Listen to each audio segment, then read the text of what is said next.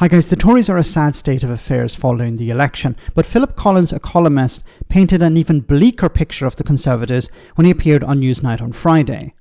So as we know, the party can go in two directions: more moderate with somebody like James Cleverly, or more extreme with somebody like Priti Patel. Now, if they want to win back power, logic dictates that they need to present themselves as a party that's willing to deal with the issues facing ordinary people, not fringe ones. They need to take on Labour, not Reform. However, Philip here presents another interesting scenario. And at least 4 of the 6, 3 of the 4 with responsibility in the Home Office, where the IFS have revealed today there was very, very poor budgeting over the last 3 years on asylum costs, which Rachel Reeves could point to say, yeah, look, I told you I didn't know the true scale of the in-year pressures. Oh, absolutely. I think the asylum policy and the Rwanda policy over the last few years is one of the great failures of statecraft over the last decade. Well, that's Priti Patel, absolutely, Robert Jenrick and James Cleverly. Yes, absolutely it is. And then there are serious weaknesses. I mean, they've all got serious weaknesses, these candidates, but that's an absolutely crucial one. Now, however, you've got to be careful here because the particular electorate that they are playing to is not me. It's the Conservative members of Parliament in the first instance, and then for the 2 of them it's the Conservative membership. So they don't share the view that I've just expressed necessarily on that question.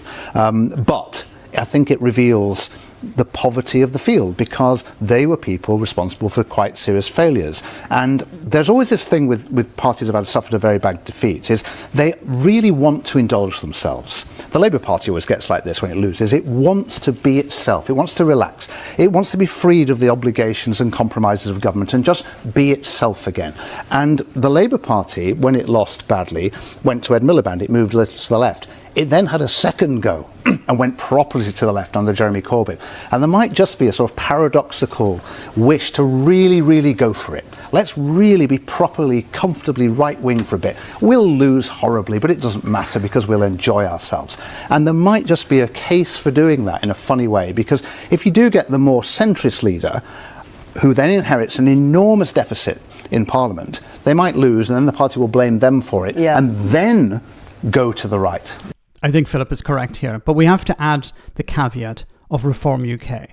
Because in the scenario where he talked about Ed Miliband and Jeremy Corbyn, there wasn't really a party on the left that was challenging Labour. But the Conservatives are always looking over their shoulder at Nigel Farage. And Nigel Farage has a massive platform, a disproportionately large platform, which is going to create problems for the Conservatives. So while the Conservatives, if they want to get back into power, should be focusing on Labour, and I think a lot of the candidates will focus on Labour, they have to be always looking in their rear view mirror at Nigel Farage and Reform. Because whoever is put forward, be it Priti Patel or James Cleverly or anyone who was a member of the previous cabinet, if they start talking about immigration, you'll have Reform UK attack them from the right and say, look, they didn't deal with immigration. Look, immigration was at record levels when they were in power. So I think it's going to be difficult for the Conservatives in a different way than it was for Labour. Now, if they do go with a moderate, as Philip has pointed out here, and they lose even more seats at the next election, or they're not able to win back a significant number of seats, that candidate will be blamed. That leader will be blamed, and they will have to be replaced.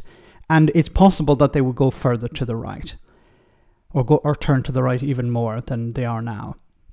So it's going to be a very interesting few years going forward.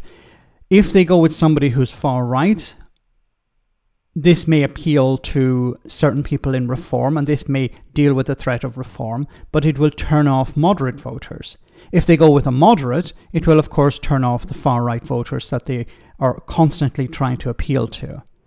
But I think the main problem is the legacy candidates. If it's somebody who was of the previous administration, somebody who was pretty famous within the Conservative Party, I think this is going to create problems for them. It's better going forward with somebody who has no real record, so a fresh face. This is somebody who can distance themselves from the failures of the last 14 years. An MP maybe, somebody who hasn't even won a seat yet, could be a possible future leader of the Conservative Party. if they truly want to take on Labour, that would make more sense than using somebody like James Cleverly or Priti Patel. Let me know in the comment section, guys, what you think. As always, your comments are greatly appreciated. Thanks a lot.